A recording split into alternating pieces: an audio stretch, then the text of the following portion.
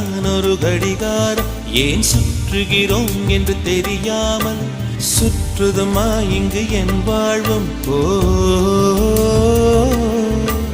உண்மையில் என் மனம் எழுகாகும் சிலர் இருட்டுக்கு தானது ஒளி வீசும்